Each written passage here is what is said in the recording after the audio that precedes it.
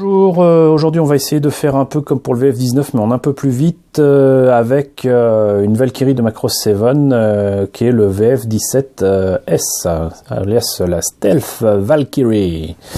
C'est un mecha qui est largement inspiré d'un bombardier américain qui est tout simplement le F-117.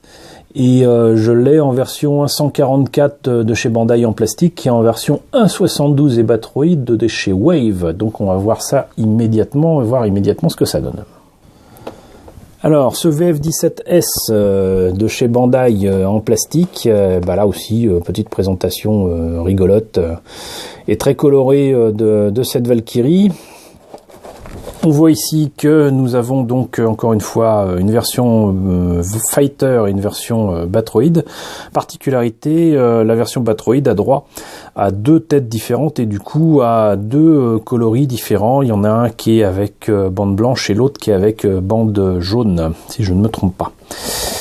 Le kit est comme pour tous les autres vendu à 500 yens, donc ça fait à peu près 3 ou 4 euros. Et là, comme c'est le numéro 3, on a droit à la présentation du numéro 1 et du numéro 4, mais pas du numéro 2, qui est donc le VF11. Mais donc le numéro 1, c'était donc le VF19, et le numéro 4, c'est le VF11. Max L, donc on va dire une Valkyrie un peu féminine. On va voir ce que ça donne au niveau de la boîte, au niveau de l'intérieur de la boîte immédiatement. Alors avant de voir le kit en lui-même, on va revenir sur la notice de montage. Alors comme les autres, tout en hauteur, avec présentation des deux options possibles pour cette Valkyrie, donc il valait mieux visiblement en acheter deux. Nous avons là donc la présentation du Batroid avec la tête blanche, on va dire. Moi j'ai choisi de faire cette tête-là.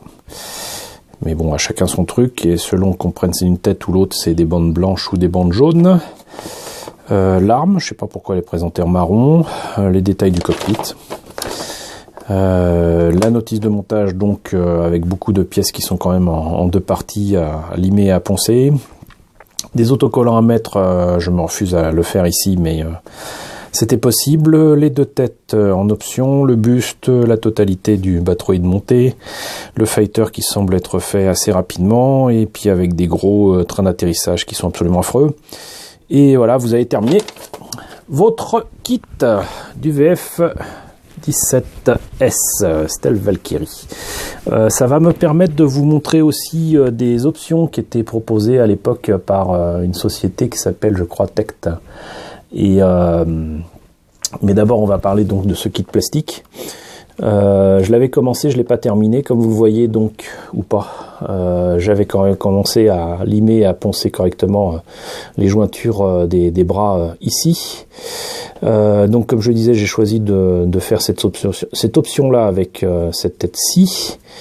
J'ai donc passé un temps fou à limer et à poncer là, mais c'est pas suffisant. Il va falloir que je remette encore un bon coup de poutis.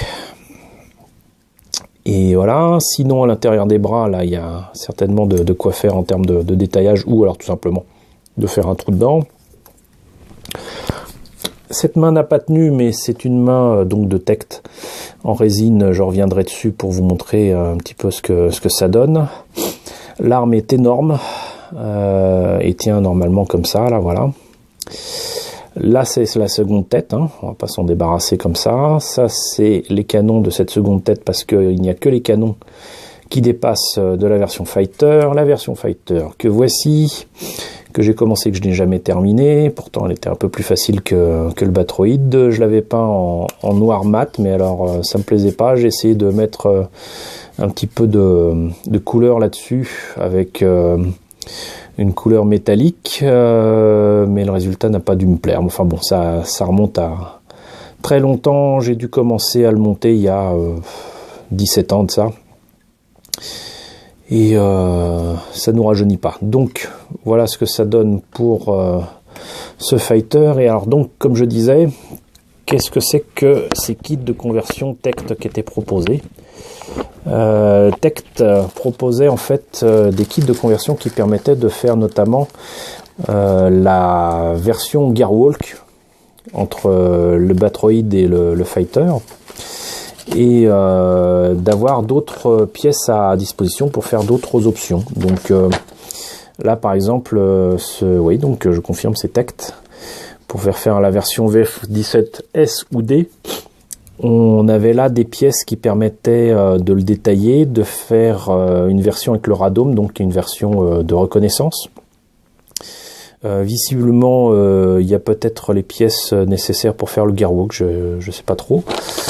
Il y a surtout donc les pièces nécessaires, a priori là il manquait une pièce, pour faire donc comme je disais la version de reconnaissance, le détaillage des jambes ici, le radome, surtout un stand à l'effigie de Macross 7 et de cet escadron, de la planche de photo découpe pour remplacer les horribles trains d'atterrissage et les panneaux qui vont avec, différentes paires de mains, encore une fois du détaillage pour les épaules et même le cou. Donc des trucs bien, mais surtout c'était le seul moyen d'avoir, même si c'était pas donné, parce que je crois que, est-ce qu'il y a le prix là? J'ai pas la boîte, je sais pas où j'ai foutu la boîte, mais doit être quelque part, mais c'était vraiment pas donné, quoi. C'était beaucoup plus cher que le kit en plastique. Et donc là vous voyez, vous avez des calcos pour faire les marquages de ce kit, soit donc la version blanche, soit la version jaune, et les petits logos Macross qui vont bien. Encore une fois, donc le reste des décalcos pour le reste des marquages. Et les pièces en question, bah, c'est juste magnifique, quoi. Voilà, le radome, il est de lui-même vraiment très très beau. C'est une pièce en résine que j'avais commencé à travailler visiblement. J'ai commencé à peindre aussi le stand qui est en résine mais qui mérite d'être consolidé avec du pinning, donc là qui permettra de tenir le fighter comme ceci, pas mal. La planche photo découpe, là aussi que j'avais commencé à peindre, hein, parce que c'est pas gris de base. Et là ça permet de détailler l'intérieur des jambes, des épaules et de remplacer les plaques des trains d'atterrissage. Les paires de mains, hop là, ça c'est pour tenir le radome. Les paires de mains où il manque apparemment la main qui permet de mettre l'arme. Donc là il y a le cou, les deux paires de mains ouvertes ou fermées. Et de moi-même j'avais mis de côté apparemment des trains d'atterrissage. Alors je ne vois pas tout ce qu'il faut, mais voilà, j'avais mis de côté des trains d'atterrissage d'une autre maquette, je pense, pour remplacer les horribles trains d'origine, mais il doit manquer des pièces. Il doit manquer des pièces parce que j'ai pas tout là, c'est dommage, parce que sinon ça aurait été simple à faire. Donc voilà, ça me permet de vous montrer qu'il existait des kits d'amélioration, et de l'amélioration il y en avait besoin pour ce kit là, mais surtout des planches de décalco pour remplacer les horribles autocollants de Bandai, et que vous voyez donc ça existait, voilà. Et un de ces quatre, si vous êtes sage, je vous montrerai des kits d'amélioration des option parts de Kotobukiya, qui proposait donc des petites pièces en plastique pour rajouter des détails ou remplacer des détails sur nos kits de SF préférés. Voilà, ça sera pour une prochaine fois. Voilà, bah, j'espérais que la vidéo soit rapide, mais finalement c'est pas le cas. Désolé, j'espère que cette présentation vous a plu. N'hésitez pas à me dire ce qu'il en est dans la section commentaires, à partager avec moi vos sentiments par rapport à ce kit. Et je vous dis à très bientôt pour la présentation de nouveaux kits de Macross.